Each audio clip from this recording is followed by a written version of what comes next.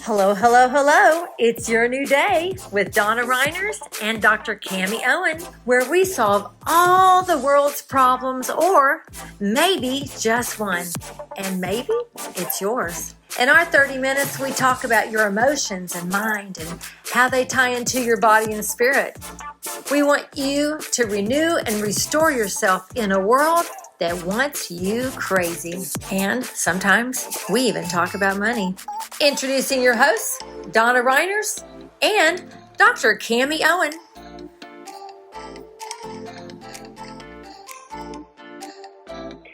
Hello, this is Donna. Dr. Cami. We are here again, loving on you and sharing our lives with you, and it's really a blessing. It's a blessing for us, and we're glad you're here. So we're going to do what we always do and just roll. So I was just sharing in the last episode perspective, culturally, as well as just historically, and truth regarding the life of Christ and the cross and all those kind of things. Because if you don't have all of it, you only have a little of it. If you have a little of it, you don't have clarity. You might think you do, Yeah. but you got some blindness because you need all of it to really understand it. And then Dr. Cami's got some things to share about a trip she took to another place in the world as well. Yes. And so this is awesome. Yeah, So, it was an amazing trip. We just got back from Spain. We did a big tour around Spain for our 36th wedding anniversary. wow. Yes, and That's how long my parents were married. yeah, it's It's a lifetime, baby. it is. Yeah, I remember when I forget what year it was, but the year that we realized we've been together longer than we've been apart. Yep. You know, there was that time. But anyway, every year, one year my husband plans anniversary, and the next year I plan the anniversary. So this was his year, and so he planned a trip to Spain, and I was, it's one of those blessings that he's the planner and he does all of it, and I just show up and get on the plane. What a blessing. It is a blessing, and he did a fabulous job. The trip was amazing. So we started in Barcelona, then went over to Madrid. Oh, no, we flew into Madrid, then went to Barcelona, stayed a couple of days, then went to Ronda, and then went to Sevilla, and then went to Malaga. Wow. And yeah, I think that's every place we went. Anyway, Malaga? Malaga. It's on the coast in southern Spain. It's beautiful. So we have a thing. I'm not really a foodie per se, but when we travel, we really want to have an experience of the local flair, So we do food tours. That's an easy way to do that. You get a sense of the cuisine. Yeah. And when we first got there, we're like, what I thought Spanish food would be was not what Spanish food was. So I was a little disappointed when we first got there about the food, but I did love the olives. I think I ate my weight in olives. Olives are amazing in Spain. So we did this food tour, and our guide was, I forget his name, but he was really an amazing storyteller. So he's telling stories through all the different stops that we made about history of Spain and history of the food and all that. And when we got to our last stop, he kind of put it all together, and it was really impactful. So if you've not been to Spain, one of the big things of Spain is the ham. They have Serrano ham in the north and Iberian ham in the south. You'll see big leg shanks, entire legs of ham hanging in all over the place, but mostly in restaurants and places that sell the sandwiches where they slice the ham. And there's grades of this ham based on whatever labels on it. So there's a green label, a red label, and a black label. The black label is, like top shelf, Black Label Johnny Walker or something like that. It's the best of that. And it's because that ham has eaten this particular acorn, and that's what their diet was, this particular acorn. Yeah. And so, all these details. So we were somewhere along the tour, and I think even I asked the question, why do they hang it everywhere? And he said, well, one reason is, it's away from rodents and things, and everything that happens that we do in life has some basis in historical necessity. Like you do this thing because it was required back then. Like the pot that had the roast that was cut in half that no longer needed to be cut in half because it was in a small pot in the beginning. Yes. Got it. Okay. Yes. Or the canopy beds, because they used to have thatch roofs, and the rich folks could hang something over so that the rodents in the thatch roofs weren't pooping on you in your bed. That's what that's from. But now and only rich people could afford that. So then it became like a status. So it's evolved into just for show when it had a purpose. So he was telling us the story that, it keeps the rats off the legs. They're hanging and you're running around. So then we get to the last stop, and we're eating this dish. It was delicious. Like, it opened my eyes to actual Spanish food. And he's been telling you stories the whole time? The whole time. But of culture? Or? Culture and different, like of a particular, like there was one place we went that had this particular, it was like a sweets, but not really like unleavened bread kind of thing. And tell the whole story about the young girl that started that company after the war, and wonderful. it was very, very cool little stories like that. So we get to the end, and we're eating this dish, and it was amazing, and everything had ham in it, that we were eating. Some meat, but mostly ham. And he goes, "This is a Jewish dish with ham in it." And I'm like, okay, really? And the curiosity, Dr. Cami, went, and so he also said, "Hey, that should make you go, why is that the case?" And at that time, and I don't know my history that well, but at that time, before the Spanish flu, the Arabs, because there's a lot of mix in the culture and the architecture and everything. And for those that's not been to Sevilla, it was the main port. It was the place back then where everything went out in the world. And so it was a big hub for commerce because of all the makes sense, the ports. So there's everybody that was anybody built a palace there, and that was like their headquarters.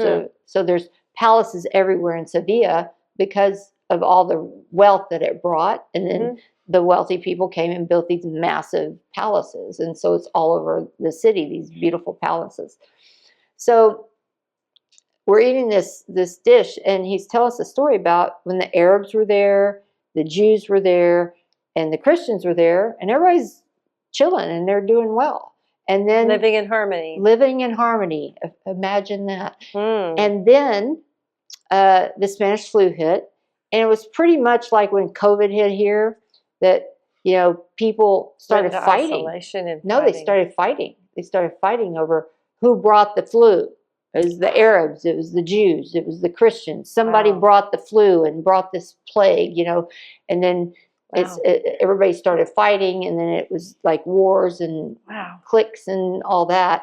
And very much like what happened in COVID, that you went and had dinner with those Christians, and you brought the Spanish flu back from those infidels, and it's really sad. But history in a spiral, repeating itself. So the Catholic Church took it upon itself to come in and solve the problem, because it was a problem. Government, the Catholic government. Yes, come in, and the Romans came in and said, okay, we're going to shut this down. So you got to all be Christians.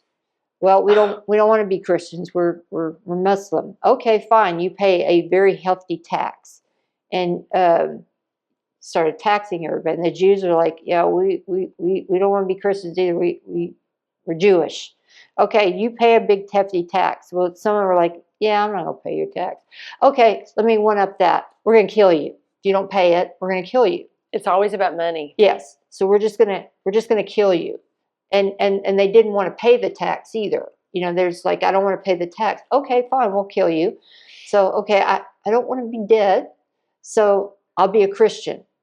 So then all the Arabs started saying they're Christians, and all the Jews started saying they're Christians. But then they were coming around going, I don't think I believe you. I don't think I believe you. Well, look, we eat ham. We're hanging our ham up. You can see we have ham. We are Christian. We partake of the ham because Arabs don't eat ham, and neither do the Jewish people. So the Arabs were putting up their ham. The Jews are putting up their ham. See, we're Christians. Don't kill us. Don't take our money. We're one of you now, and that's why the hams are hung. Wow. And over the centuries, they still hang the ham up, and that's where that comes from. That's fascinating. I thought it was pretty fascinating. Now, okay, so, of course, what gets my eye, being the former Bible thumper, is that it is fascinating that it was the Roman Catholic Church It's from the get-go. Yeah, that didn't fascinate me anymore. It's just what it is. Well, it is, but it... Because yes, it is. Because what started after that is the Spanish Inquisition.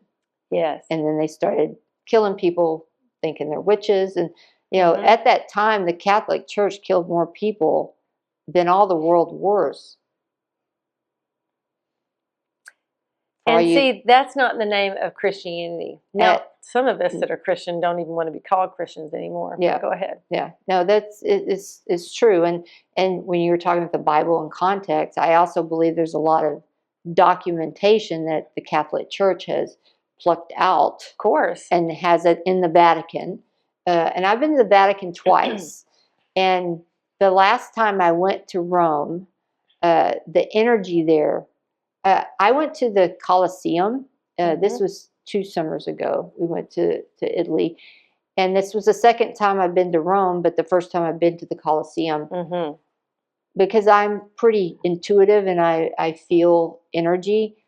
I walked in the Colosseum because I know how much death was there. You know, I didn't know all the history, but did you get the tours? Yeah, we did the tour. Phenomenal things took place. Astonishing things took place. But I got so sick standing there. I could not hardly stand up. That it was.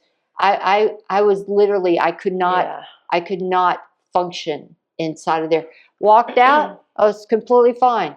It was the energy in there. But you know, all the people killing for sport. You know, is what it was. And it was a distraction, which they're doing it here. You know, all the people are, doing well and we want to do other stuff. So let's just, and then they weren't doing well. So let's make them happy. Let's give them some arena to go blow some steam off and watch other people die. Let's do that. And there was, I don't remember the exacts, but Rome was fascinating. But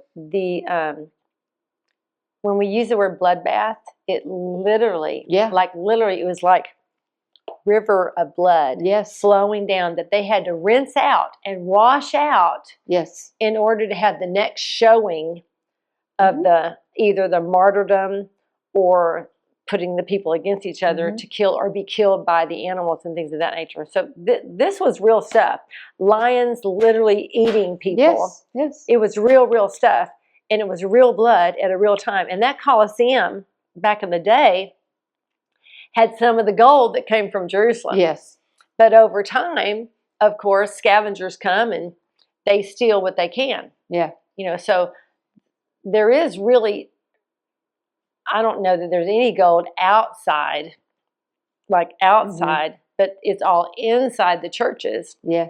Excuse me, the Catholic churches. It's inside the Catholic churches. From thrones to whatever. And so what's interesting is there you still can pay penance to get forgiven by a Catholic church in in Rome. Yeah. Because, you know, that's the thing to do. Go to Rome to get forgiven, because then you're really forgiven. I'm just saying. Back to the Vatican. Yeah. Did you know, you know this because you went, but did you know that from the Vatican across the way, because we refuse to go to the Vatican, sorry, I'll have to get that record of wrong out of my mind because I don't want to go see it, but there is an apartment across the way from the Vatican, and there's an underground tunnel so that when time of war, the Pope could escape. But did you know that in the apartments that we were in, that the all painted with the culture of the time, including things that today are considered against the law. Yes. Like having intimacy with children. Yes. It's literally painted on the wall everywhere. In the Vatican, inside the Vatican too. Oh, I didn't see that because we didn't go. But I've been twice, and I was like, and this was cultural, and it was okay. Yep. Now think forward a few thousand years, couple, whatever. Think forward, all the hullabaloo and all the cover-up and all the movies and all those things that have to do with that particular thing. You know, because, you know, I'm just saying, that's a real thing. That was a real thing back in the day that was okay. And what does that mean? It was in the culture of the day to be okay. And then over time, it became not to be okay, but was still within the fabric of what was allowed and ignored. And still possibly is in some cases today. I know, I'm just trying to be ambiguous because there's already, I mean, if you're going to have some hate mail, just direct it. No, I'm just kidding. It's okay. We can take it. It's okay. Anyway, it's just a real thing. Those were real things. And I was shocked. And I think we lost our pictures, but I mean, I'm like, they're like, no pictures. I'm like, snap, snap, snap. Because I'm like, there is no freaking way that I'm really seeing this. I was aghast at the little children and the sexual nature, the sexual pictures of things going down on the wall. Yes. In the freaking apartment across from the Vatican. Well, it's in the Vatican too. And it was interesting when we went with our friends. This was our second time in the Vatican. And I remember the first time I went, the art is amazing. And one of those pictures could feed thousands of people. You know, it's like if the Catholic Church really wanted to ministry and help, sell a picture or two, you know, and you'd be fine. You could really do a lot, you know. Anyway, that's what I was thinking. But the friend of mine who is Methodist, which is kind of Catholic light, you know, and we were there, and I didn't say any of this because I want to be respectful of them and their, you know, she really wanted to go to the Vatican, she really wanted to see it, and I didn't really want to go again, but we went. And the first time I went, you know, our business partners at the time are very, very Catholic. So I got a rosary that was blessed by the Pope. I have a couple of rosaries. They're beautiful. They are. And I got a rosary that was blessed by the Pope and then for them, because that's what they believe and everything. But the second time I just wasn't interested, but we went. And I didn't say a word. I didn't say a word about pedophilia. I didn't say a word about any of it. And she goes, oh my God. She's looking around. She's like, oh my God, every one of these popes has little boys all around them, like, you know, and I go, they do. And she's like, oh my God, this is just like pedophiles everywhere. You know, it was very, very often. It was eye-opening for her. It really was. And I was like, yeah, this is, you know, this is how they roll here. And it was, but then there's some art that, you know, the I forget the name of the sculpture of Mary holding Jesus, and it is a moving piece. It really is, and it's just moving. It's beautiful. But yeah, it was very interesting. Very interesting. See, this is the thing. When you read any book that you put your faith in or your trust in, it is important to know history. How did that book get written? When? So, and also when you go back to Bible thumping, when you go back to reading, excuse me, I'm sorry, I'm just kind of casual regarding this. I hope you know my heart is not just war. I'm just saying when you really start investigating to find out truth, look at the history. Who was in office? Who was governing at the time? Who was the sheriff in town? You know, who was Caesar? Who was the Caesar, and what was his practices like? You know, what was happening at the same time? Because those are important aspects of even reading the Bible, because most of them are letters. Those things were assumed with one another, and they knew context. Yeah. Even like, and it may have a little offset, but I believe it's Ephesians. Ephesians was written, because that's where they say, men, you need to love your wives, and women, you need to respect your husbands. And that's because they were so excited. They were talking to an audience that the women actually were basically in charge. They were like the men, okay? They owned property, and the men were basically their slaves, okay? So that was the context. So when Paul was saying, listen, women, you need to respect your husbands, it was because it was in a context where they weren't respecting them. Mm-hmm. And said, hey, you need to love your wives. It was because they weren't loving their wives at all. Being ruled by them. They were being reigned and ruled. Yeah. So, and that was also context of goddesses and things of that mm-hmm. nature. And so go back and see when they discussed statues coming down and gods coming down. That's because the culture, they were still going after the gods. Okay? And so there's if you have context when you're actually reading a chapter, it'll help you understand that they're not talking to you. They were talking to them. Because there's context, historical context. I'm telling you, if you do that, it will not, well, it did make me mad for about a year, but then I was over it. But it just kind of makes you mad because you're just listening to what you're told and you're eating it and you're feeding yourself mm-hmm. and then you're feeding your family and you're basically feeding a bunch of hoo-ha and you don't even know it's hoo-ha. But when your eyes open up, you're like, oh my goodness gracious, that was never God's way. That was never God's will. That was never who God was. And now you've created generations of people that are afraid of God yes. because put him as the big bad wolf that's yep. going to judge you and cause you yep. to go to hell, when hell was a city outside of Jerusalem and the cross did not judge man.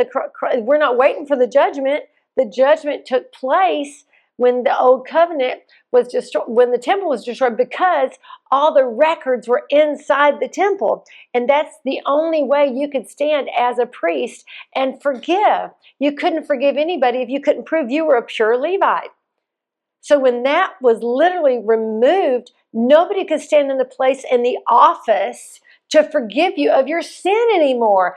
Why? Conveniently, Jesus had already come to the cross and he was already positioned. So when the temple came down, it was already a no-brainer. So all those years, you got to struggle between the old covenant still in place, but the new covenant has come. So they're running together while they're conforming and transforming culture.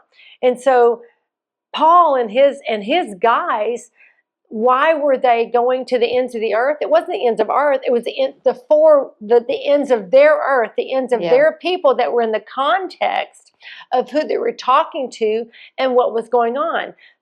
And the other thing is, in that context, when you really think through that Paul was talking to them, it will really set you free from all the law and the legalism, because if you don't do this, you're going to get that. If you don't, and even if you read back into the in Deuteronomy, where the blessings and the curses are at, they're written out side by side. going through, you got all your curses, but blessed if you this, this, and this, and this.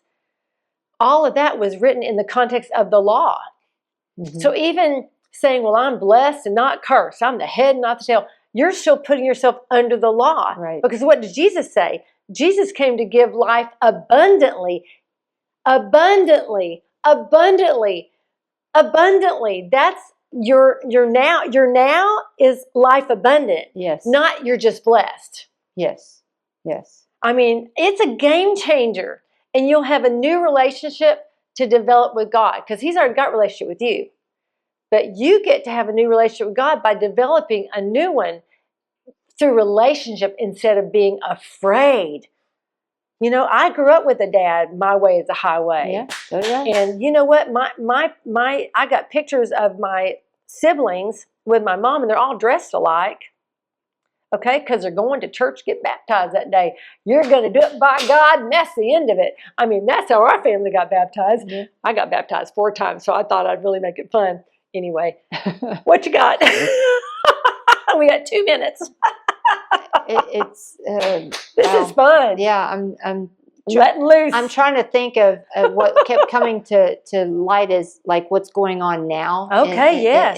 In the world now. Mm-hmm. Like if they write all this stuff about, you know, men or women, women or men, all that stuff, in 2,000 years, the heck they going to think about us? We had lost our mind, you know. True that. We have lost our mind. So, you know, some of the things like you're saying historically about who they're talking to, like if somebody starts writing all this stuff that men are men and women are women, and making some kind of statement about that, and then 2,000 years from now it's in some book that said this is the way it is, people are going, but men have always been men and women have always been women, and I don't understand. That's so good. I don't know what you're talking about.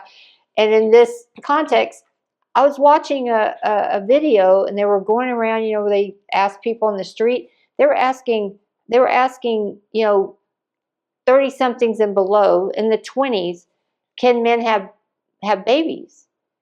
And more than I would say 80% of them were like, I don't know, I think so, I'm not sure. And I'm like, oh good God, there is actually one documentation of a man who did have a baby, like scientific, actually in our lifetime. It was a female that transitioned as a male. There's no man that's had a baby. Correct. Okay, so yeah, I said it. There you go. Bring it on. If you're watching this in the middle of the night, we know you need some life anyway. Right? We'll see you next show. Bye-bye. Thank you for joining Your New Day with Donna Reiners and Dr. Cami Owen. We look forward to seeing you next time. Remember, we solve all the world's problems, or maybe just one, and maybe it's yours. Until soon.